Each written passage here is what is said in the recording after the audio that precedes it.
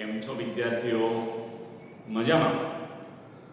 આ વિડીયોમાં લાસ્ટ વિડીયોમાં જણાવ્યા પ્રમાણે આ વખતે થોડાક એડવાન્સ દાખલા આપણે કરવાના છીએ, જેમાં આપણે રૂટવાળી સંખ્યાઓ સાથે પડારો પાડવાનો છે. મોટાભાગે વિદ્યાર્થીઓને રૂટવાળી જ્યારે સંખ્યા આવે તો ગણતરી કરવામાં ખૂબ જ તકલીફ પડે છે, પણ આપણે આ વખતે એવા દાખલાને ખૂબ જ સરળતાથી કેવી રીતે કરી શકાય તેનો વિચાર કરીશું. તો ચાલો શરૂ કરીએ. પહેલી રકમ કંઈક આ રીતની છે.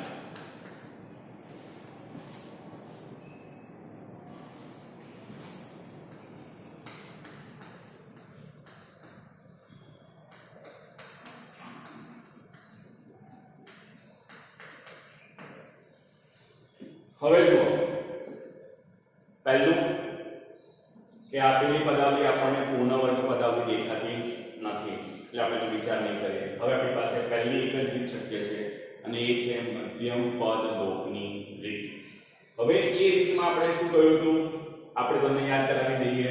એવું કહ્યું હતું કે a ગુણ્યા c, જે ગુણાકાર આવે એનો ભાગ પાડવાનો, એનો ભાગ મળવો જોઈએ b, જેના માટે તમે સરવાળો કે બાદબાકી કરી શકો છો.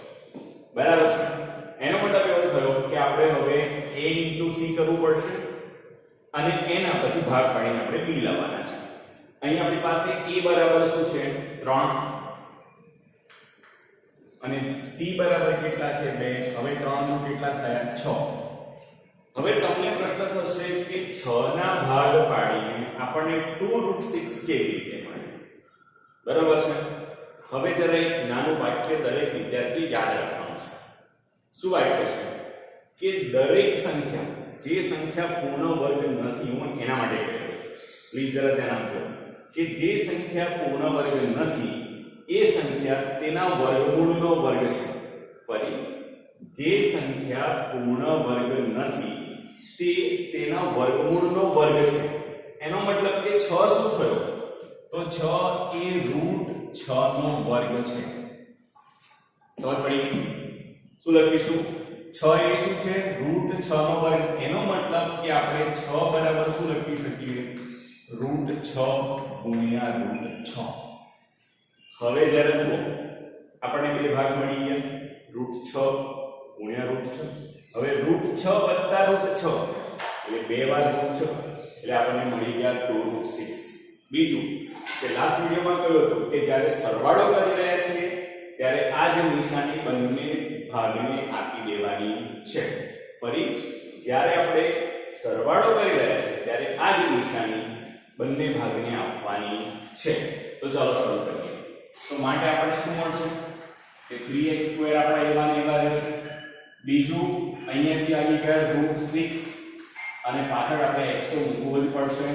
તે જ રીતે ફરી પાછું શું આવશે? √6x + 2 = 0. ચલો આગળ વાત કરીએ. માટે હવે આ બંને પદમાંથી શું સામાન્ય નીકળશે? હવે આ ખાસ અગત્ય. હવે જરા સમજો કે 3 અને √6 માંથી શું સામાન્ય નીકળે? ચલો જરા જોઈએ. હવે 3 એટલે શું લખી શકાય? ફરી પાછું એને √3 ગુણ્યા √3 લખાય કે ના લખાય? લખાશે ને? ચલો હવે √6 માટે શું લખાય? તો √6 માટે લખાશે √3 ગુણ્યા √2. જો જરા સમજો. હવે આપણે શું કર્યા છે? આંકડામાંથી પણ આપણે અંદરથી સામાન્ય રૂટમાં કાઢી રહ્યા છે. જરા સમજો. ફરી 3 એટલે શું? તો કે √3 ગુણ્યા √3 અને √6 એટલે શું? તો √3 ગુણ્યા √2. બરાબર છે? એટલે હવે આપણે આ બંને વસ્તુનો ઉપયોગ અહીંયા કરીએ તો શું થશે કે બંનેમાં આપણને શું સામાન્ય દેખાય છે? √3 સામાન્ય દેખાય છે. બરાબર કે નહીં? એટલે આપણે શું કરીશું? √3x કોમન કાઢીશું, કારણ કે બંનેમાં x પણ છે. બરાબર? હવે જરા સમજો કે 3 એટલે શું હતું? √3 ગુણ્યા √3. એમાંથી એકવાર √3 તો કોમન નીકળી ગયા એટલે બાકી શું બચ્યું? √3 અને √6 માંથી શું બાકી રહ્યું? √2 બાકી રહ્યા. એનો મતલબ કે આપણી પાસે કૌંસમાં √3x + √2 રહ્યા. સમજ પડી ગઈ? એ જ રીતે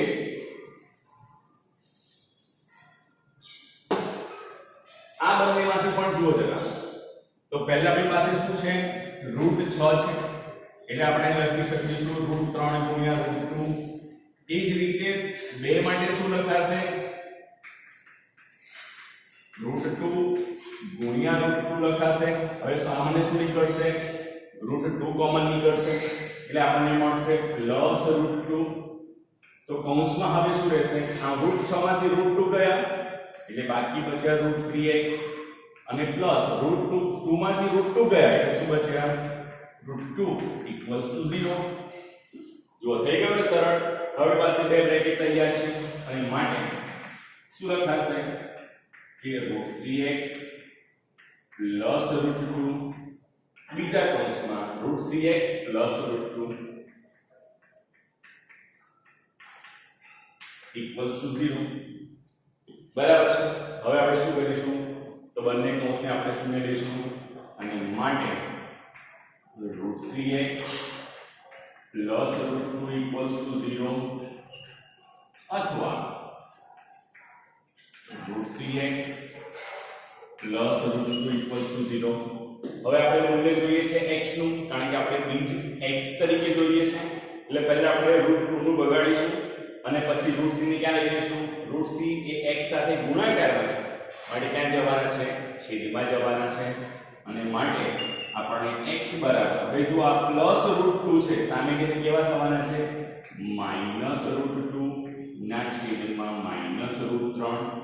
તે જ રીતે બીજા પદમાં x બરાબર -√2 છેદમાં -√3. હવે તમારો જવાબ આવી ગયો. પણ તમે આ જ જવાબને બંને રૂટ એક સાથે કમ્બાઈન કરીને પણ લખી શકશો અને માટે x બરાબર -√2/3 અથવા x બરાબર -√2/3. તો આ થઈ ગયો તમારો જવાબ.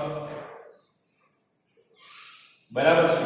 એનો મતલબ શું થયો કે તમને તમારા મગજમાં આ પ્રોસેસ ચાલવી જોઈએ અને જો મગજમાં ન ફાવતી હોય તો આપણે એની સાઈડમાં જઈને પણ કરી શકીશું. પણ રૂટ વાળો દાખલો આવે તો ગભરાવાની કઈ જરૂર નથી. મહેરબાની કરીને રૂટ દેખાય એટલે ગભરાવું નહીં. થોડુંક દિમાગ વાપરી અને સરળતાથી દાખલો ગણી લેવો અને મોટાભાગે બોર્ડની પરીક્ષામાં આવા દાખલા પૂછાશે કારણ કે વિદ્યાર્થીઓને રૂટ જોઈને ગભરામણ થાય છે. બરાબર છે. એટલે હવે તમે આ જરા નોંધી લો. આના પછીનો બીજો દાખલો આપણે લઈએ છીએ.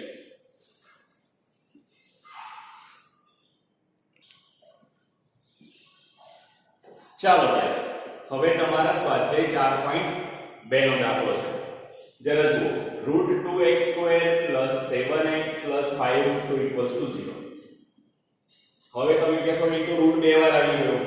ગભરાવાની કઈ જરૂર નથી. બહુ સહેલો દાખલો છે. ચલો પહેલો આપણો નિયમ શું કહે છે a * c. બરાબર છે. આપણે a અને c નો શું કરીશું ગુણાકાર અને પછી એના ભાગપાડને શું લાવીશું b લાવવાના છે. ચલો તો ગણી નાખીએ.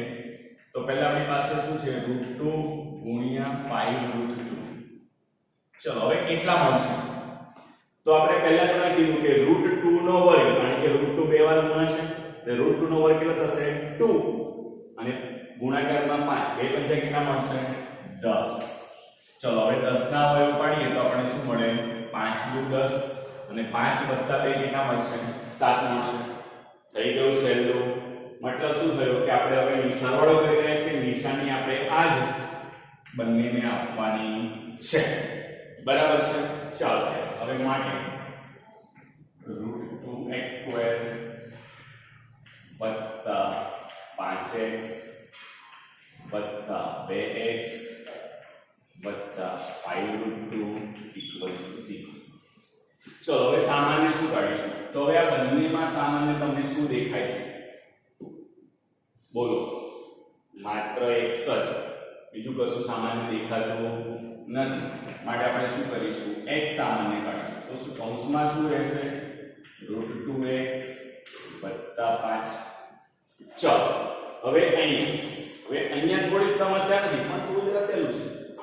અહીંયા 2 છે અહીંયા √2 છે. 2 ને આપણે શું લખી શકીશું 2 બરાબર આપણે લખી શકીશું √2 * √2 અને 5√2 ને શું લખાશે 5 * √2 હવે આપણો સામાન્ય નીકળી ગયો બરાબર કે નહીં તો થઈ ગયું સહેલું એટલે આપણે હવે કોમન શું કાઢીશું તો આપણે કોમન કાઢીશું √2 તો હવે અહીંયા બે માંથી એકવાર √2 ગયા એકવાર √2 બચ્યા એટલે √2x અને વત્તા અહીંયા √2 નીકળી ગયા છે બાકી બચ્યું કોણ 5 બરાબર 0 ચલો માટે હવે આ બંને કૌંસ આપણા માટે સામાન્ય છે એટલે √2x વત્તા 5 બીજા કૌંસમાં x plus √2 equals to 0 ચલો થઈ ગયું સહેલું ચલો બંને કૌંસની કિંમત શૂન્ય લઈશું માટે √2x વત્તા 5 બરાબર 0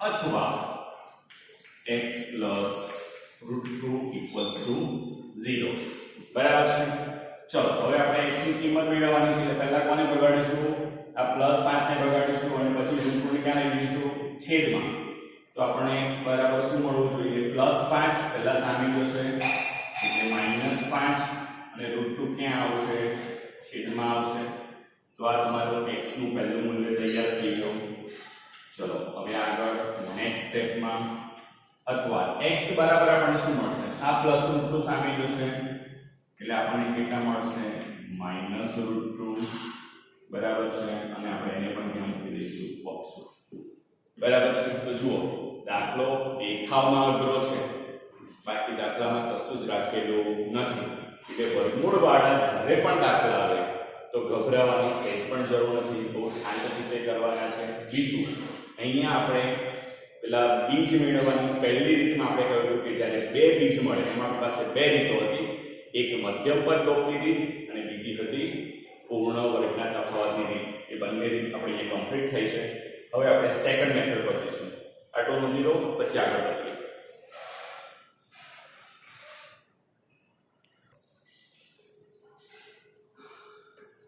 ચલો ત્યારે હવે બે શૂન્ય દેખાશે ખરા પણ એક સરખા હશે એટલે કે એક જ શૂન્ય કહેવાય કારણ યાદ કરો ચેપ્ટર નંબર 2 માં શું કહ્યું આપણે કે પરવલય જ્યારે x અક્ષને એક જ બિંદુમાં સ્પર્શે તો શૂન્યની સંખ્યા આપણે એક જ લઈશું એ પ્રમાણે અહીંયા બીજા સમીકરણમાં આપણે બીજ મળશે બે પણ બંને સરખા દેખાતા હશે બરાબર છે ચાલો ત્યારે શરૂ કરીએ હવે રકમ વાંચી લઈએ 4x² + 20x + 25 0 હવે આપેલી પદાવલી પૂર્ણ વર્ગ પદાવલી છે કે નહીં એ નક્કી કરતા પહેલા શીખી લઈએ કારણ કે આપણે ધોરણ નંબર 8 માં ભણ્યા 9 માં ભણેલા પણ પ્રેક્ટિસ વધારે ઓછી પણ હોઈ શકે ને એટલે જરા આને જરા સમજી લઈએ તો પહેલું વસ્તુ કે આ પ્રથમ પદ x² વાળું પદ અને અંતિમ પદ બંને પૂર્ણ વર્ગ હોવા જોઈએ જો હવે 4x² એ કોનો વર્ગ છે 2x નો વર્ગ છે 25 એ કોનો વર્ગ છે 5 નો વર્ગ છે બીજી વસ્તુ કે આ 4x² અને 25 બંને ધન હોવા જોઈએ બંનેમાંથી એક પણ માઈનસ હોવા જોઈએ નહીં અહીં આપણે પ્લસ જ આપેલા છે મધ્યમ પદ શું હોવું જોઈએ તો મધ્યમ પદ આપણું શું હોવું જોઈએ નોંધી રાખજો પ્લીઝ ±2 વર્ગમૂળમાં પ્રથમ પદ ગુણ્યા વર્ગમૂળમાં અંતિમ પદ આવું હોવું જોઈએ હવે પ્રથમ પદ એટલે 4x² અંતિમ પદ એટલે 25 અને આ થઈ ગયું મધ્યમ પદ હવે જુઓ 4x² નું વર્ગમૂળ કેટલું મળશે આપણને 2x મળશે આનું વર્ગમૂળ કેટલું મળશે 5 મળશે અને આગળ ±2 તો છે એટલે 2 * 4 4 * 5 20x ± 20x જો આપણે પ્લસ 20 આપેલા છે 20x એનો મતલબ કે આપેલી પદાવલી કેવી છે પૂર્ણ વર્ગ પદાવલી છે હવે પૂર્ણ પદાવલી કોની હશે જરા સમજો અહીંયા પહેલું પદ પૂર્ણ વર્ગ આ પણ પૂર્ણ વર્ગ અને મધ્ય પદ થઈ ગયું એનો મતલબ કે આપણે જ્યારે અવયવ પાડશું તો શું લખીશું તો માટે પહેલા આને લખી નાખીએ કોનો વર્ગ છે 2x નો વર્ગ છે આને લખી નાખીએ કોનો વર્ગ છે 5 નો વર્ગ છે ચલો મધ્યમ પદમાં શું કર્યું આપણે +2 હવે અહીં જુઓ 2x અને ગુણાકારમાં 5 એટલે આપણે એક કૌંસમાં 2x અને બીજા કૌંસમાં 5 મૂકી દઈએ આપણું કામ થઈ ગયું ચલો હવે શું છે માટે a² + 2ab + b² એટલે કે a + b આખાનો વર્ગ થશે એટલે લખાશે 2x + 5 આખાનો વર્ગ બરાબર 0 અને માટે આપણે બંને વખત લખવા પડશે કૌંસ માટે 2x + 5 બરાબર 0 અથવા 2x + 5 બરાબર 0. ચલો હવે આપણે x ની કિંમત મેળવીશું માટે x બરાબર પહેલા કોણ થશે આ +5 સામે જવાના છે એટલે -5 અને 2 એ x સાથે ગુણાયેલા છે માટે છેદમાં જશે માટે આપણને x નું પહેલું મૂલ્ય મળી ગયું. તે જ રીતે અથવા x બરાબર ફરી પાછું સેમ રિપીટ થવાનું છે એટલે આપણને આ રીતે x નું બીજું મૂલ્ય મળશે. જો થઈ ગયું છે સહેલું એટલે કઈ બહુ અઘરું કઈ છે નહીં બરાબર છે. ચલો બીજો એક દાખલો જરા જોઈ લઈએ. તો એમાં આવું છે કે 100x² - 20x + 1. ચલો હવે કોનો વર્ગ છે 10x નો વર્ગ છે. આ કોનો વર્ગ છે 1 નો વર્ગ છે. હવે 10 × 1 એટલે 10 અને મધ્યમ પદના પહેલા +2 એટલે આપણને મળશે પ્લસ અથવા -20 મળી ગયા. એટલે આપેલી પદાવલી કેવી છે પૂર્ણ વર્ગ પદાવલી છે. ચલો હવે આગળ માટે હવે શું લખાશે આ કોનો વર્ગ છે તો 10x આખાનો વર્ગ છે ઓછા 2 કૌંસમાં પહેલા પદનું વર્ગમૂળ એટલે 10x અંતિમ પદનું વર્ગમૂળ એટલે 1 વત્તા 1 નો વર્ગ = 0. હવે જરા જુઓ a² - 2ab + b² એટલે કે આ a - b આખાનો વર્ગ છે અને માટે 10x ઓછા 1 આખાનો વર્ગ બરાબર 0. ચલો આગળ વાત કરીએ. હવે આપણે બે કૌંસ લખીશું માટે 10x ઓછા 1 બરાબર 0 અથવા ફરી પાછું 10x ઓછા 1 બરાબર 0. ચલો આગળ માટે x બરાબર શું લખાશે પહેલા કોને ભગાડીશું આ -1 સામે જવાના 1 10 ક્યાં છે x ના ગુણાકારમાં ક્યાં જવાના છે છેદમાં આપણી પાસે x નું પહેલું મૂલ્ય મળી ગયું. તે જ રીતે અથવા x બરાબર 1/10 તો આપણને અહીંયા બંને જવાબ મળી ગયા. તો કેને સહેલું પૂર્ણ વર્ગ પદાવલીની રીત બહુ સહેલી છે બરાબર છે. હા તમને સૂત્ર બે યાદ રહેવા જોઈએ ચલો એને પણ નોંધી લઈએ. તો a + b આખાનો વર્ગ બરાબર a² + 2ab + b². તે જ રીતે a - b આખાનો વર્ગ બરાબર a² - 2ab + b². આ સૂત્રો તમારે ભૂલવાના નથી બરાબર છે. આ તમને યાદ રહેવા જ જોઈએ. ચલો આટલું નોંધી લો બરાબર છે. પછી આના પછી આગળ વાત કરીએ.